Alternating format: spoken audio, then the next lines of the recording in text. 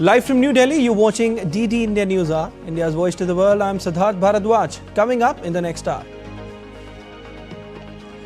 India's Prime Minister Narendra Modi shares 10-year journey of his monthly radio program Mann Ki Baat. Says listeners are real anchors of the program. Hails media's role in connecting India.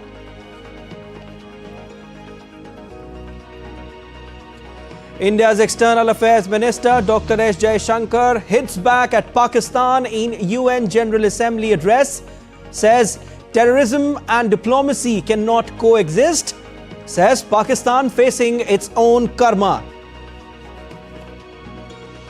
Lebanon says diplomatic efforts for ceasefire with Israel underway as IDF eliminates senior Hezbollah figure Nabil Kauk. And day 3 of second test match between India and Bangladesh called off due to wet outfield. Weather raises concerns about overall match.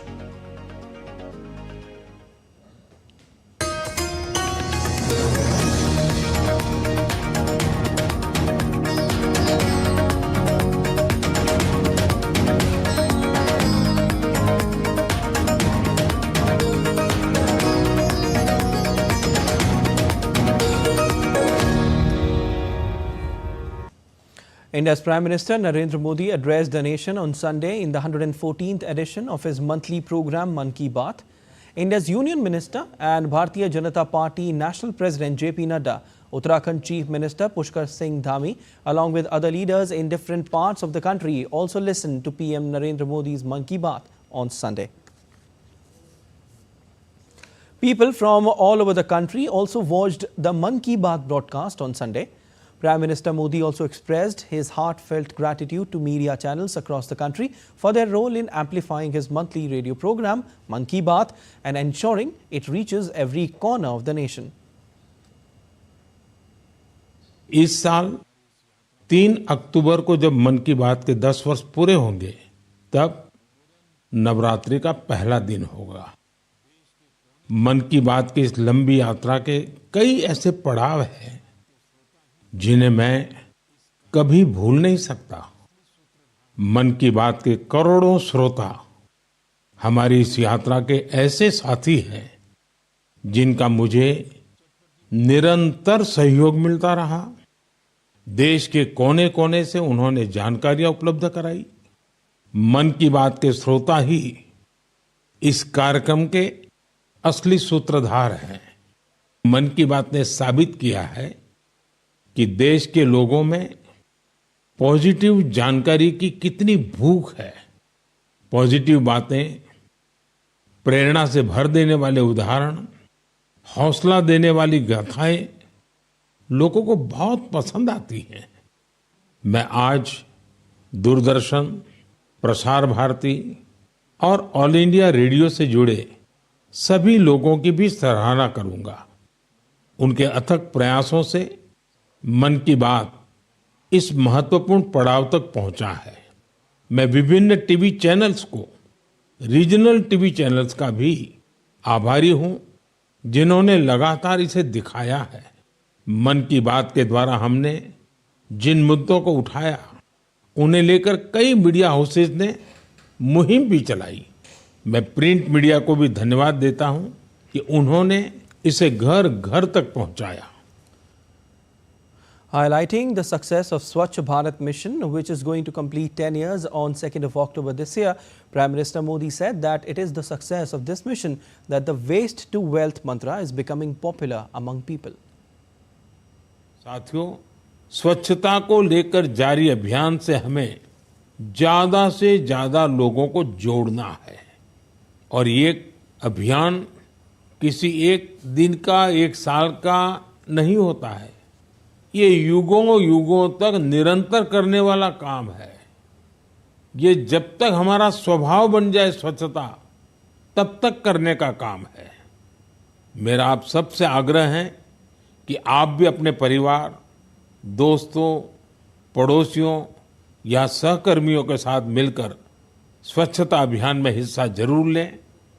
मैं एक बार फिर स्वच्छ Bharat mission की सफलता पर आप सभी को बधाई देता हूं। The Prime Minister acknowledged people working in the direction of water conservation and emphasized on the concept of catch the rain. बारिश के दिनों में बचाया गया पानी जल संकट के महीनों में बहुत मदद करता है और यही कैच द रेन जैसे अभियानों की भावना है। मुझे खुशी है कि पानी के संरक्षण को लेकर कई लोग नई पहल कर रहे हैं। Indian Prime Minister Narendra Modi on Sunday virtually laid the foundations of and inaugurated various projects in the Maharashtra state. The projects are worth over Rs 11,200 crore. PM Modi unveiled the Pune Metro section of District Court to Swargate, which marked the completion of Pune Metro Rail Project Phase 1. He also dedicated to the nation the Bidkin Industrial Area, which spread over nearly 8,000 acres under the National Industrial Corridor Development Program. Chhatrapati Sambhaji Nagar में लगभग 8,000 एकड़ में Bidkin industrial area का विस्तार होगा। कई बड़े बड़े उद्योगों के लिए यहां जमीन अलॉट हो गई है। इससे यहां हजारों करोड़ का निवेश आएगा। इससे हजारों युवाओं को रोजगार मिलेगा।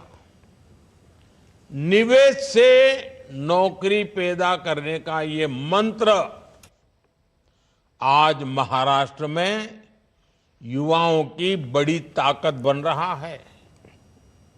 इसी साल मार्च में मैंने रूबी हॉल क्लिनिक से रामवाड़ी तक मेट्रो सेवा का लोकार्पण भी किया था। 2016 से अब तक इन 7-8 वर्षों में पुणे मेट्रो का ये विस्तार, इतने रूट्स पर काम की ये प्रगति और नए शिलान्यास, अगर पुरानी सोच और कार्य पद्धति होती तो इनमें से कोई भी काम पूरे नहीं हो पाते। पिछली सरकार तो 8 साल में मेट्रो का एक पिलर भी खड़ा नहीं कर पाई थी, जबकि हमारी सरकार ने पुणे में मेट्रो का आधुनिक नेटवर्क तैयार कर दिया है। India's External Affairs Minister S. Jaishankar, speaking at the 79th session of the UN General Assembly on Saturday, took a jibe at Pakistan over the terrorism that it harbors, saying the country is making a conscious choice of being left behind in the global order due to its karma.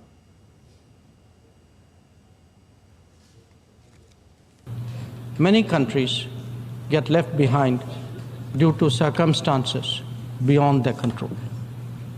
But some make conscious choices with disastrous consequences. A premier example is our neighbor, Pakistan. Unfortunately, their misdeeds affect others as well, especially the neighborhood.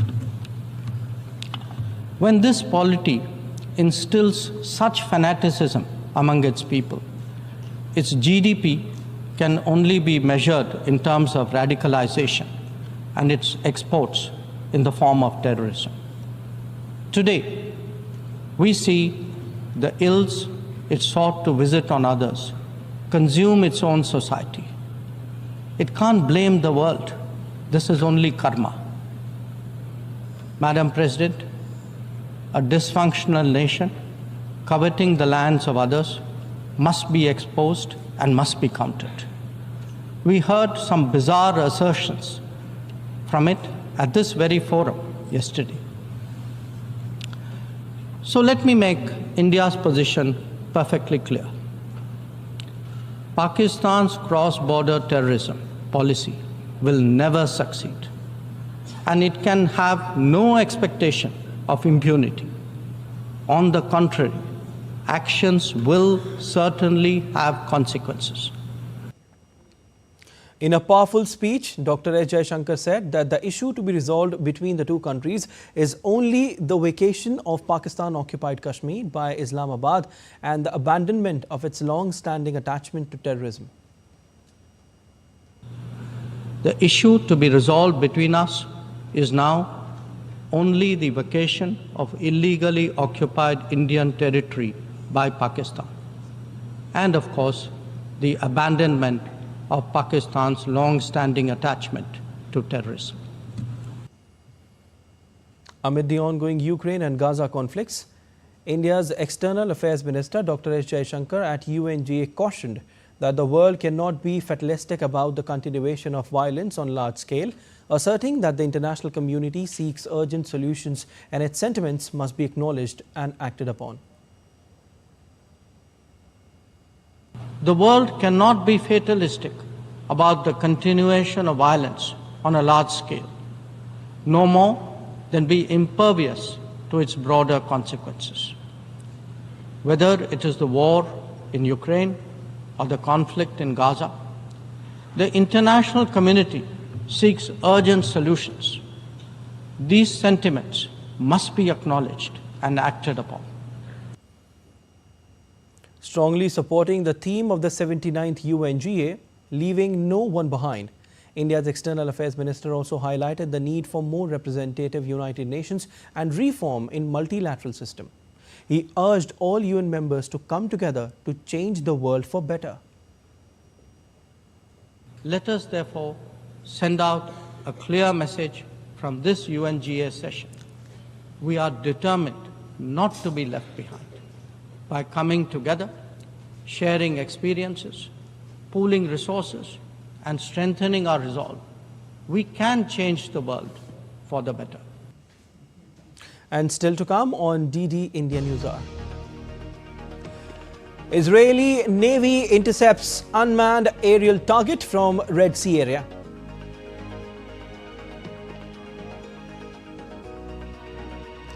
Kremlin says Russia's updated nuclear doctrine is being formalized.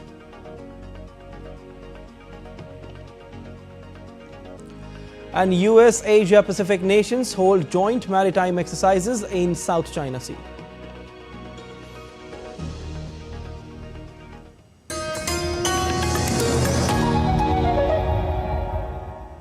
Global warming and climate change are political and ethical issues.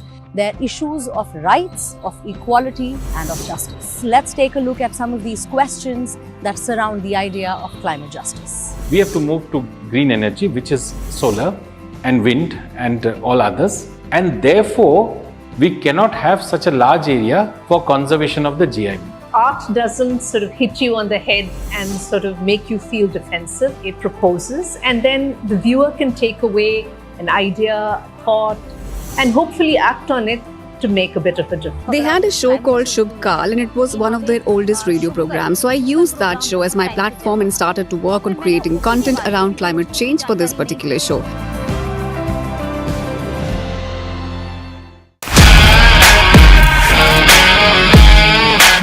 India's chess masters have created history. Something very historical, and I think and I really hope this means a lot to many people. This is definitely a huge moment, not just for me, not just for the team, but the entire Indian chess. We have been trying to win a gold medal in Olympiad for a long time, and we have finally achieved it. I believed the boom in chess will happen, and I believed all this would happen, but I just didn't know how. I just kept doing what I do. At one point, I was thinking within myself, oh, am I really speaking to the Prime Minister? Is he really next to me?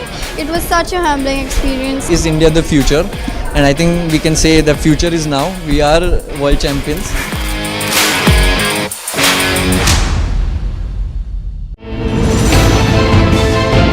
Geopolitics and trade deals.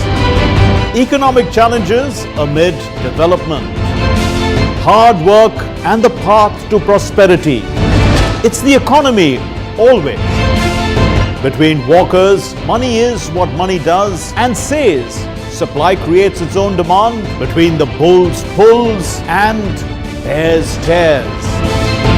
when supply chains globalization and India rises to the podium. We'll get you centered with the economic brief at 8 p.m. every Thursday on DD India. Complex issues, hidden agendas, twists and turns, strategic games. We think all dots are linked. We just need to connect them. Join me every week as I connect the dots to unravel hidden designs in statecraft, mysteries, and decode issues that matter to you. Watch Connecting the Dots with me at these times on DD India.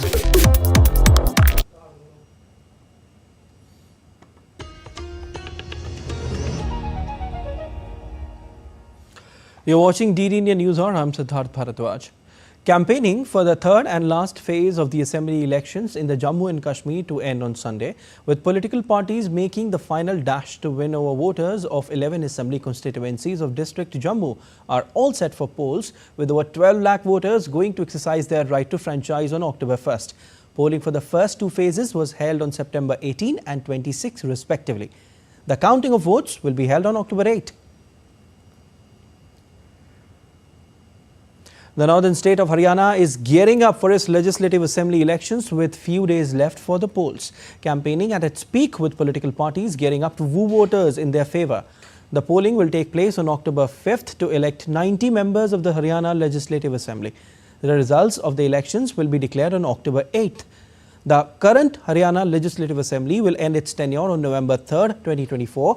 The last elections, which were held in October 2019, resulted in a state government being formed by a coalition of Bharatiya Janata Party and JJP, with Manohar Lal Khattar as the Chief Minister.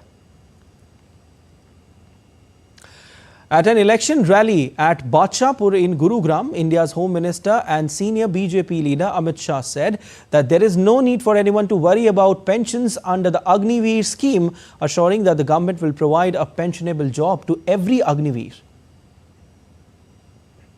Haryana के एक अग्निवीर को हरियाणा सरकार और भारत सरकार pension वाली नौकरी देने वाली है, पेंशन वाली। और मैं आज बादशाहपुर में कहकर जाता हूं, 5 साल के बाद कोई अग्निवीर ऐसा नहीं होगा जिसके पास पेंशन वाली नौकरी नहीं होगी, किसी को डरने की जरूरत नहीं है। In international updates, Lebanon's caretaker Prime Minister Najib Mikati said in a televised speech on Sunday that his country had no option but the diplomatic option, in response to a question about diplomatic efforts to end Israel's escalation against Lebanese armed group Hezbollah. Meanwhile, Lebanon's information minister Ziad Makari said during a cabinet session on Sunday that diplomatic efforts for ceasefire with Israel are in progress. Makari also emphasized the Lebanese government's desire for a ceasefire, noting that Israeli Prime Minister Netanyahu's trip to New York was based on this promise. However, he mentioned that challenges remain, particularly in light of decisions surrounding the assassination of Nasrallah. The Israeli army announced on Sunday the killing of another senior Hezbollah figure, Nabil Kaok, following the elimination of prominent leaders, including Hezbollah chief Hassan Nasrallah. This occurred amid ongoing strikes between the two sides. The Israeli military said that its air force targeted dozens of Hezbollah terror targets in Lebanon, which included launchers aimed at Israeli territory, weapons storage facilities, and other Hezbollah infrastructure. Israeli military on Sunday said it had struck dozens of Hezbollah targets in Lebanon in the past hour, including launchers aimed toward Israel, weapons depots, and terrorist infrastructure. The IDF released a video on Sunday said to show that strikes on various Hezbollah targets in Lebanon. The statement came 2 days after Israel killed Hezbollah leader Sayyid Hassan Nasrallah in a powerful airstrike in Beirut, dealing a heavy blow to the Iran-backed group as it reels from an escalating campaign of Israeli attacks. The statement further said Israel would continue to operate and degrade and dismantle Hezbollah's capabilities. Israeli Prime Minister Benjamin Netanyahu called the killing of Hezbollah chief Hassan Nasrallah a historical turning point that could change the balance of power in West Asia. He, however, warned of challenging days ahead. The Israeli military on Saturday said it had eliminated Nasrallah in the strike on the Hezbollah's Central Command headquarters in Beirut. The state of Israel eliminated the arch-murderer Hassan Nasrallah. He and his people were the architects of the plan to destroy Israel. He was not only operated by Iran, he also frequently operated Iran. The elimination of Nasrallah is a necessary condition in achieving the objectives we have set, returning the residents of North safely to their homes and changing the balance of power in the region for years.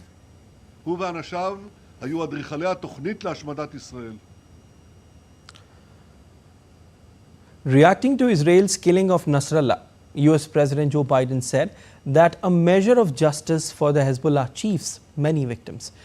He added that Washington fully supported Israel's right to defend itself against Iran-backed groups. In a statement released by the White House, Biden said that Nasrallah and the terror group he led were responsible for killing hundreds of Americans over a 4-decade reign of terror. When asked by a reporter whether an Israeli ground invasion of Lebanon was inevitable, Biden said it was time for a ceasefire. Mr. President, is a ground incursion into Lebanon inevitable? Time for a ceasefire. A day after Israel eliminated Hezbollah chief Hassan Nasrallah, Iran has called for a United Nations Security Council meet over Israel's action in Lebanon and across West Asia.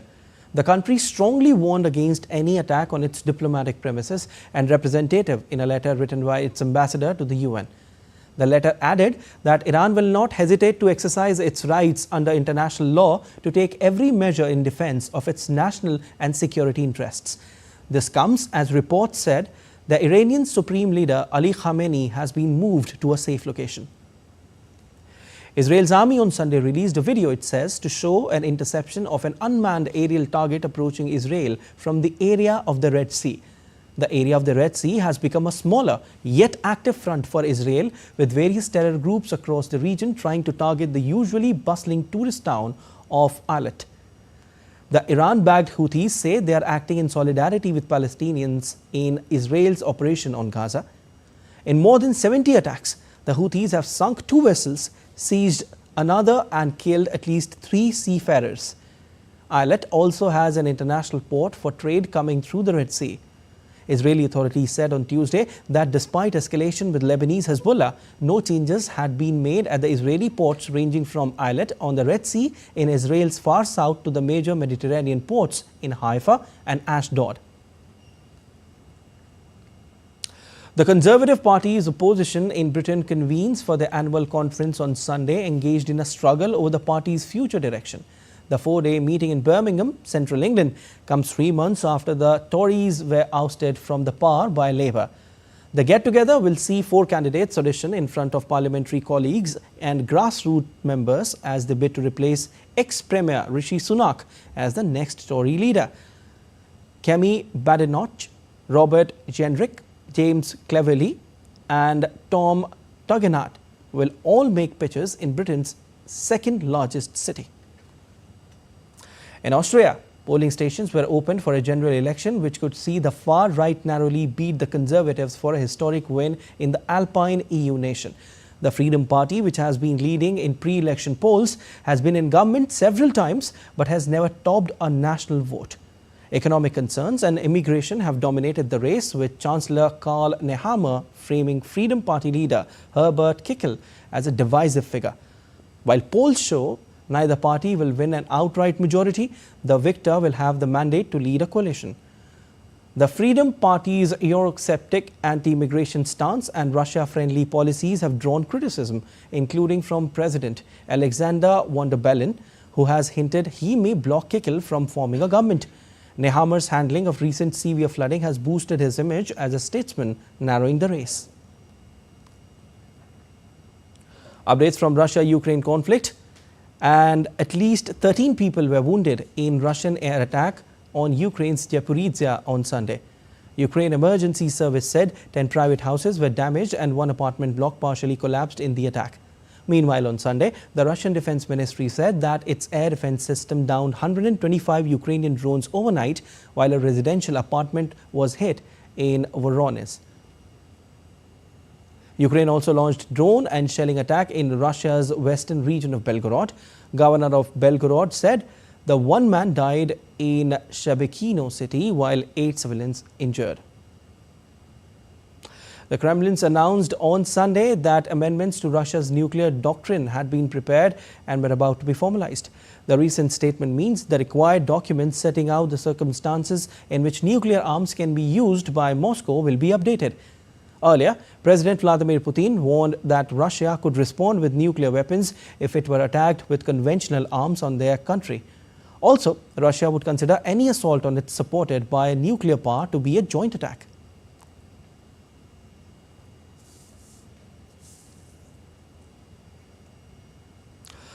The armed forces of 5 nations, Philippines, US, Australia, Japan and New Zealand on Saturday held joint maritime exercises in the South China Sea. And for the first time, New Zealand participated, sending its HMNZS Aotearoa to join other warships, including the USS Howard and Japan's JS Sazanami in Manila's exclusive economic zone.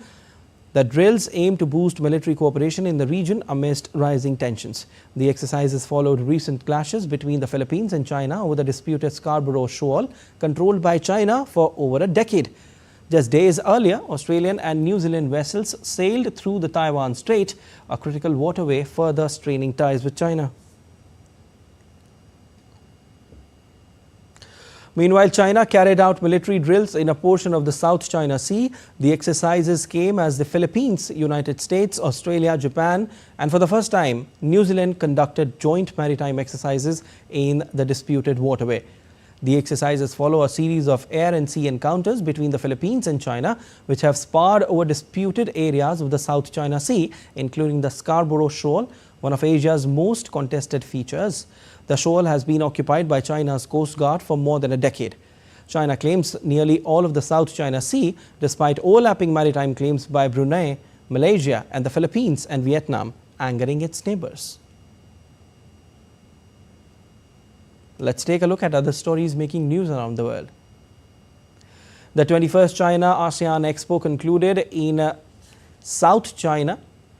The 5-day event served as a platform for exhibitors to seek opportunities and markets and for visitors to get access to products from different countries. The expo witnessed the signing of 109 projects, of which 93 involved investments of over $71.31 million. Chinese President Xi Jinping awarded the Friendship Medal to the former President of Brazil and current head of the New Development Bank, Dilma Rousseff, for her immense contribution in building the relationship between China and Brazil and for her efforts in BRICS group.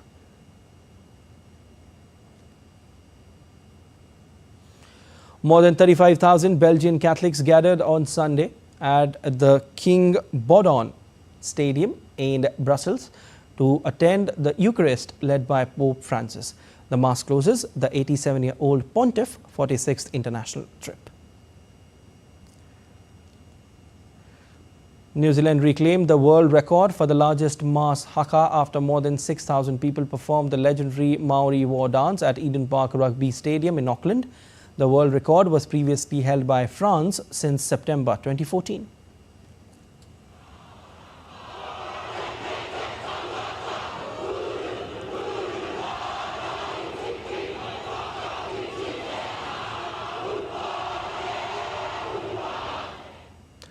And still to come on DD India News Hour. More than 60 dead from Storm Helene as rescue cleanup efforts grow.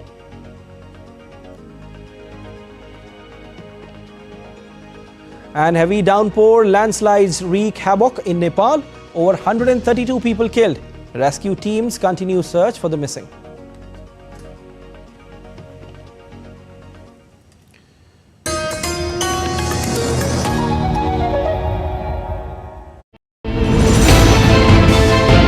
Geopolitics and trade deals. Economic challenges amid development. hard work and the path to prosperity. It's the economy always. Between walkers, money is what money does and says. Supply creates its own demand. Between the bulls pulls and bears tears. When supply chains globalization and India rises to the podium, we'll get you centered with the economic brief at 8 p.m. every Thursday on DD India. Complex issues.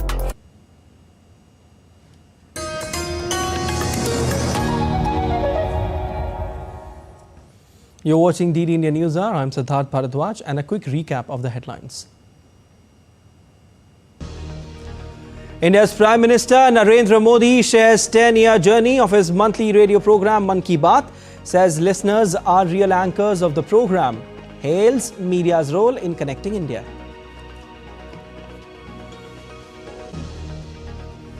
India's External Affairs Minister Dr. Jaishankar hits back at Pakistan in UN General Assembly address, says terrorism and diplomacy cannot coexist, says Pakistan facing its own karma. Lebanon says diplomatic efforts for ceasefire with Israel underway as IDF eliminates senior Hezbollah figure Nabil Kauk. And day 3 of second test match between India and Bangladesh called off due to wet outfield. Weather raises concerns about overall match. Some weather-related updates now. Rescuers struggle with washed out bridges and debris-strewn roads in the search for survivors of devastating storm Helene, which killed at least 63 people across 5 states and caused massive power outages. Helene slammed into Florida on Thursday as a Category 4 hurricane and surged north, gradually weakening but leaving in its wake toppled trees, downed power lines and mudslide-wrecked homes. Federal emergencies were declared in 6 states: Alabama, Florida, Georgia, North Carolina, South Carolina and Tennessee, with more than 800 personnel from the Federal Emergency Management Administration deployed. More than 2.6 million customers were still without electricity across 10 states, from Florida in southeast to Indiana in the Midwest as of early Sunday morning.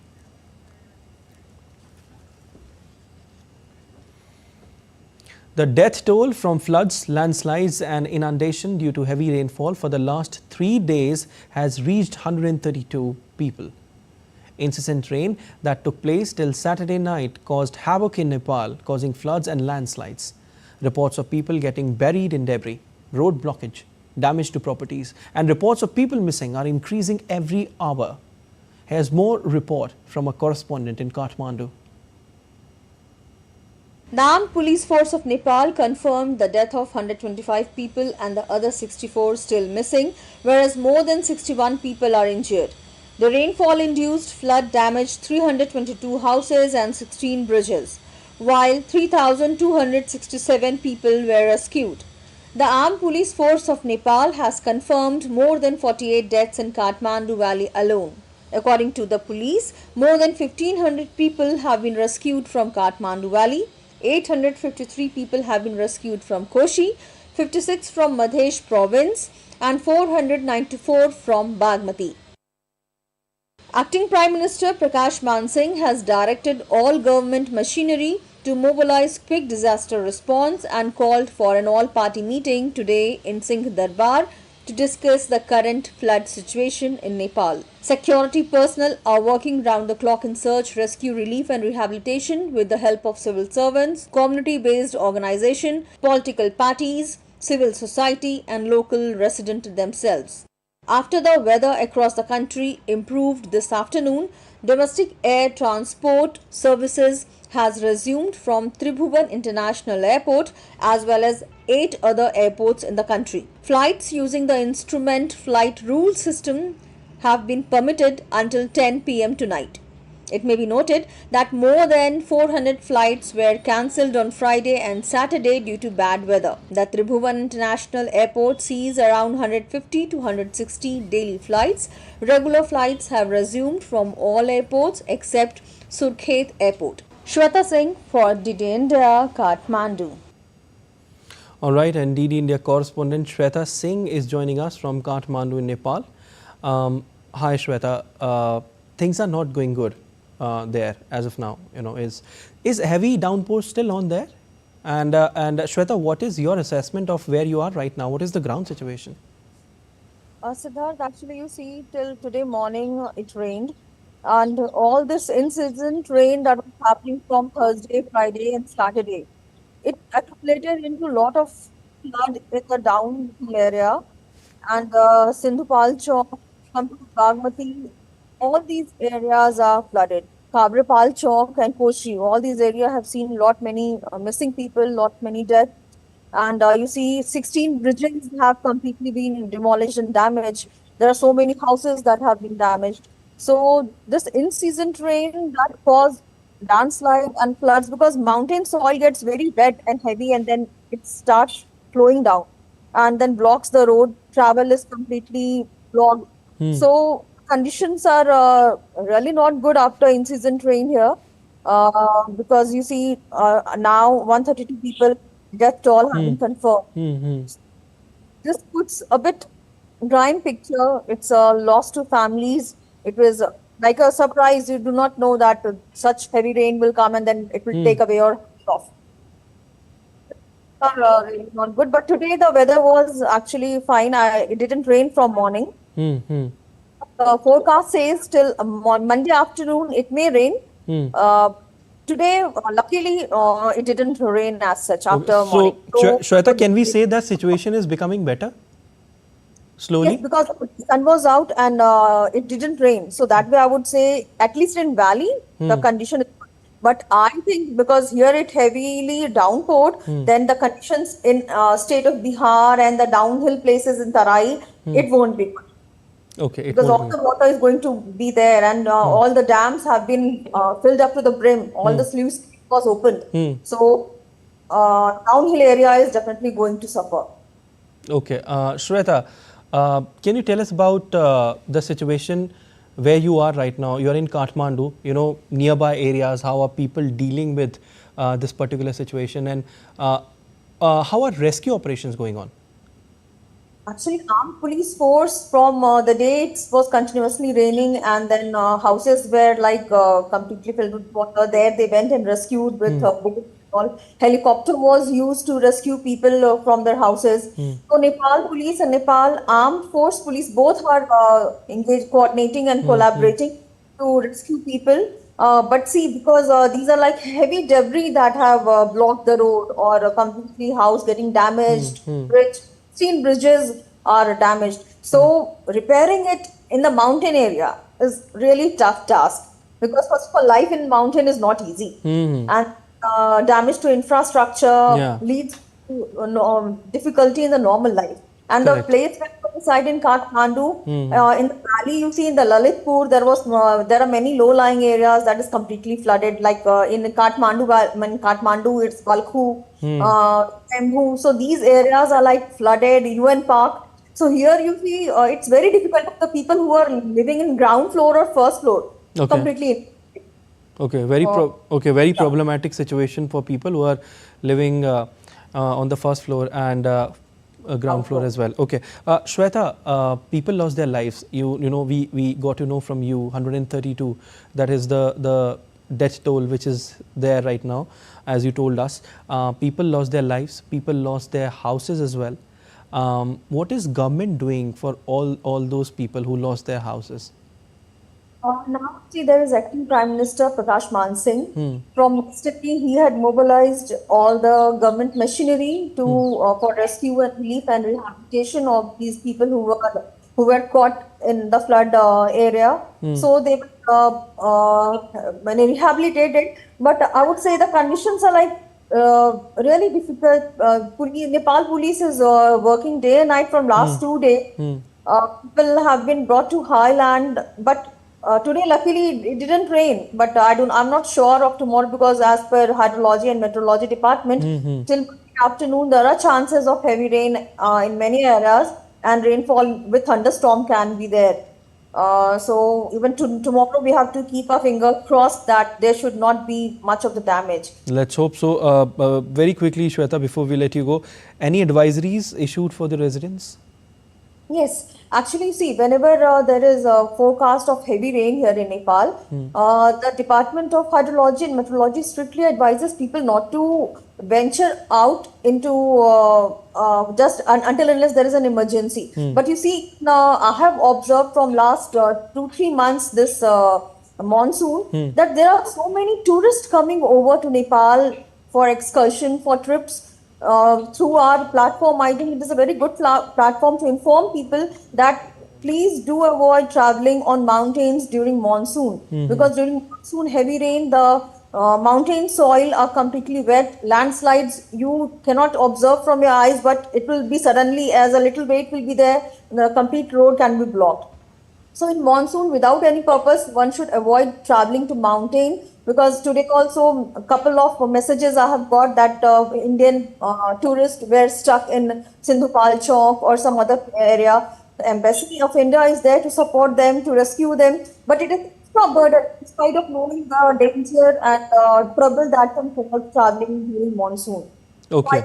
So we should take care of what department is issuing, travel without purpose.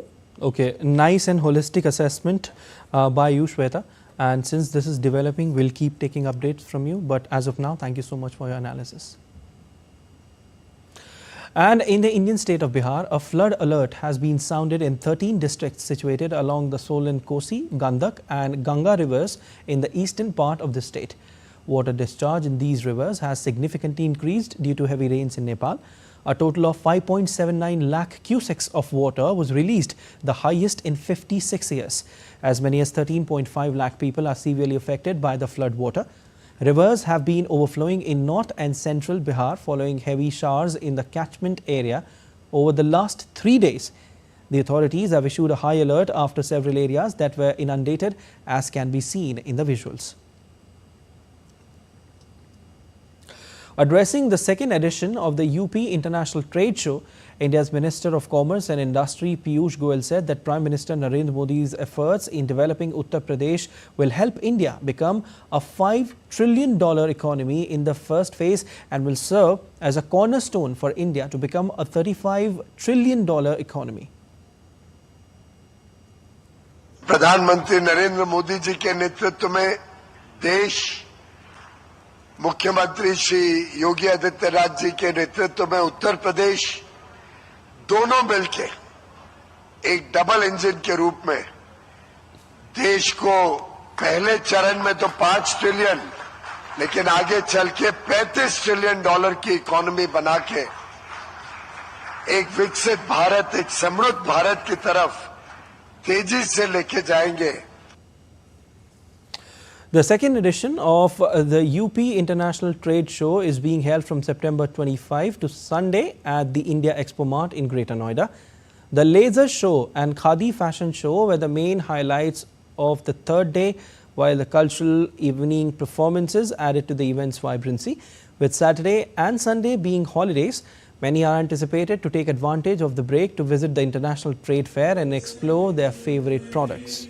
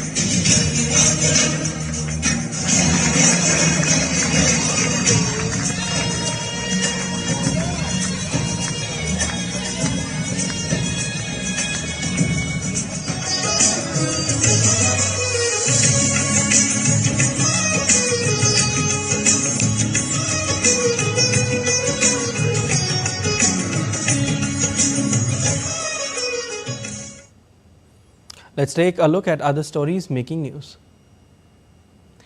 India's Minister of Commerce and Industry, Piyush Goyal, will embark on a 4-day visit to the United States on Monday. The minister will co-chair the India-USA CEO Forum and the 6th India-USA Commercial Dialogue in Washington, D.C.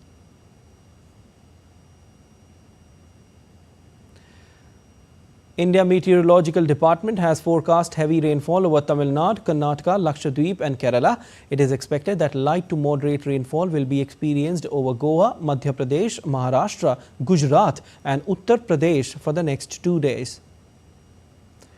A fortnight after the demise of its General Secretary Sitaram Yechury, the CPIM Central Leadership on Sunday appointed Prakash Karath as coordinator of the Politburo and the Central Committee to handle its affairs in an interim arrangement till the appointment of new General Secretary next year. And still to come on DD India News Hour. New Zealand suffers worst defeat against Sri Lanka in 2-match test series. And the IPL Governing Council announces new player regulations for 2025-27 cycle.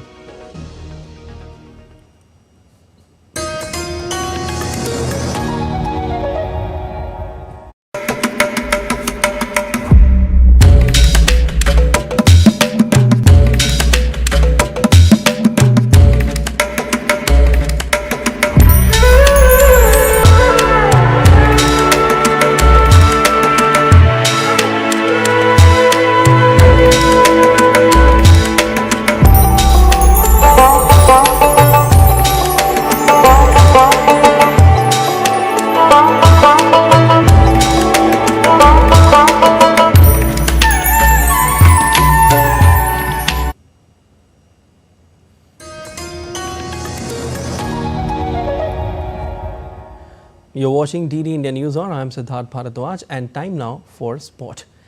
The day 3rd of India-Bangladesh second test match has been called off without a ball being bowled, and umpires have expressed dissatisfaction regarding the soggy nature of the outfield.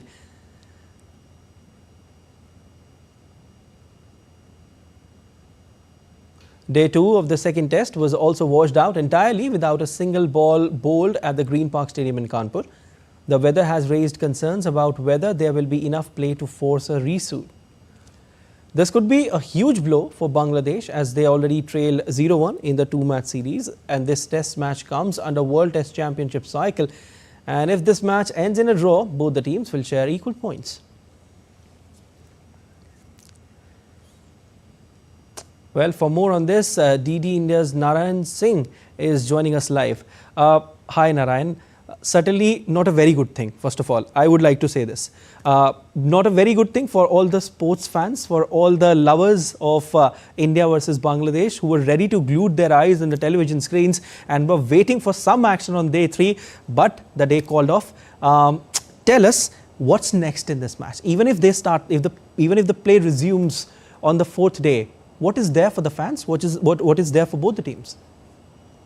Siddharth, if you talk about this match, fans were eagerly waiting to watch their stars in Kanpur. They were there to witness the high-profile cricket between the Bangladesh and the India. But we know that there was no play could be possible today, despite of the fact that not a single drop of rain was today. And when the umpires inspected the ground around 10 a.m. in the morning, they found a wet outfield near mainly in the areas of the mid-on, mid-off, and where the bowlers run-up area, and it was too soggy to start the play. And towards 2 p.m. they again inspected the ground, but again the situation was same and the play was called off.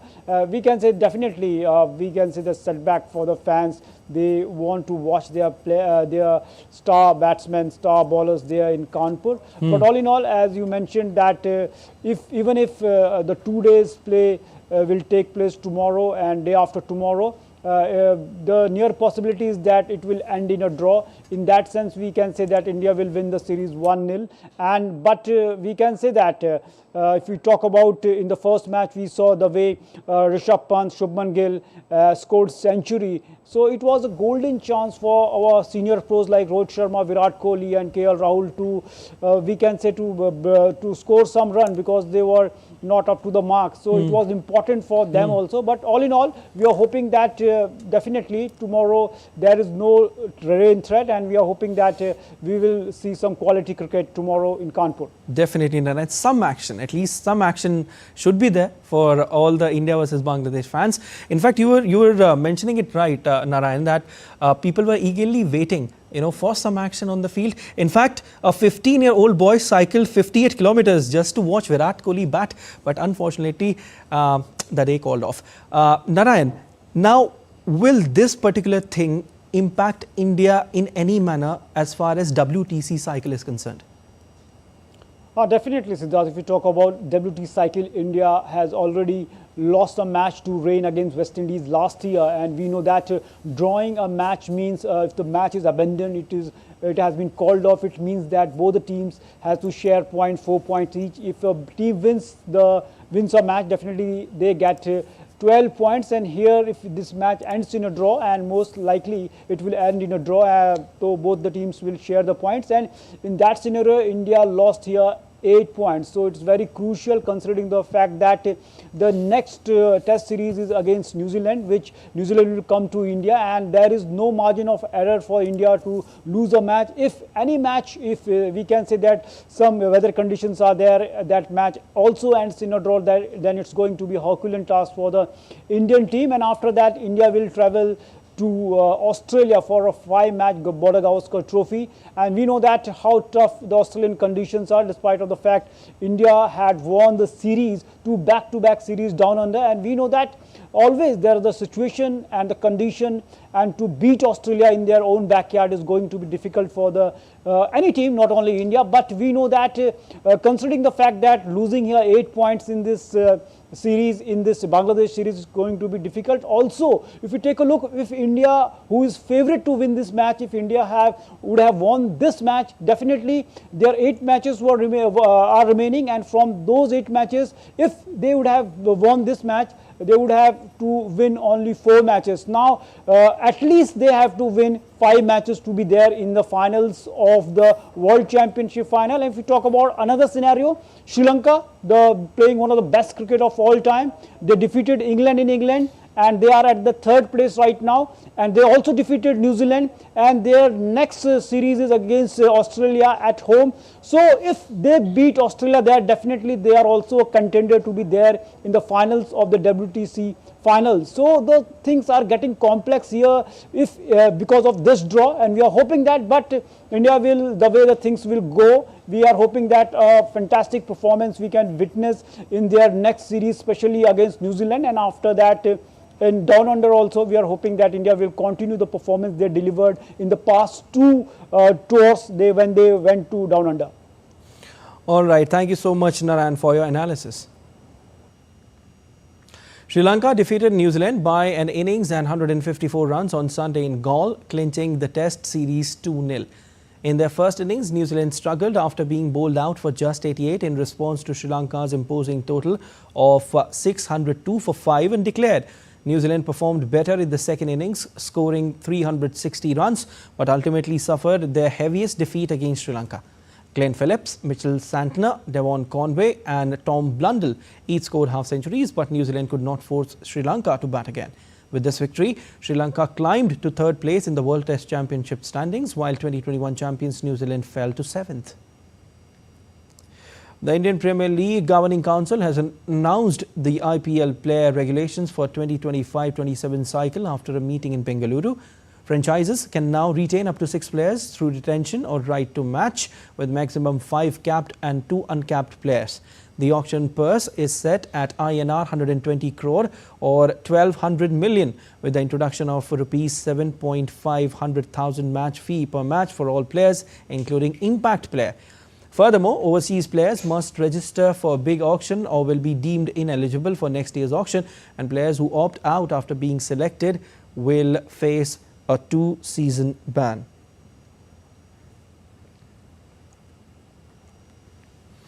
The mosaics of medieval cathedral in Sicily, built by the island's last Norman king, are set to regain their golden lustre. With careful restoration work and new lighting, the cathedral is all set to come back to life in all its glory. The Monreale Cathedral, erected in 174-89 near Palermo on the orders of King William II, is a UNESCO World Heritage Site that combines Western, Islamic and Byzantine styles and is home to one of the world's largest indoor mosaics.